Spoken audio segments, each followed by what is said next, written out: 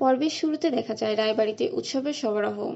পিসি ঠাম্মি মিষ্টির হাঁড়ি নিয়ে আসেন এবং কমলিনী ঢোল বাজাতে বাজাতে প্রতিবেশীদের সঙ্গে প্রবেশ করেন। তিনি ঘোষণা করেন, আজ আমাদের খুশির দিন, মিষ্টিমুখ না করলে হয়। প্রতিবেশীদের উদ্দেশ্যে তিনি আরও বলেন, যারা এতদিন আমাদের বাড়ির বউকে অপমান করেছিলেন, আজ তো প্রমাণ হয়ে গেল সে আমাদের বাড়ির ছেলেকে নির্দোষ প্রমাণ করে ফিরিয়ে এনেছে।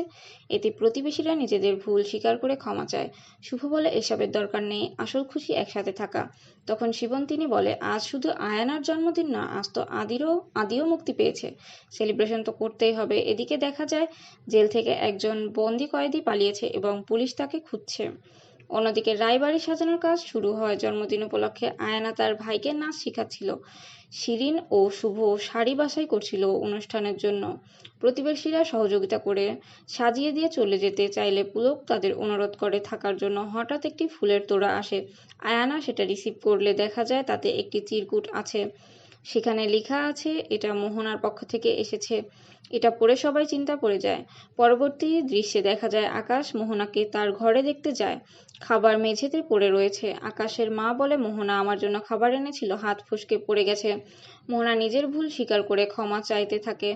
আকাশের মা খুশি হয়ে মোহনাকে সঙ্গে নিয়ে পুজো দিতে যাওয়ার পরিকল্পনা করে, কিন্তু আকাশ মনে মনে ভাবতে থাকে, সত্যি কি মোহনা এত তাড়াতাড়ি বদলে গেছে? এদিকে ঠাকুর ঘরে রাধারানী পুজো শেষে সবাইকে ফুল বিতরণ করছে।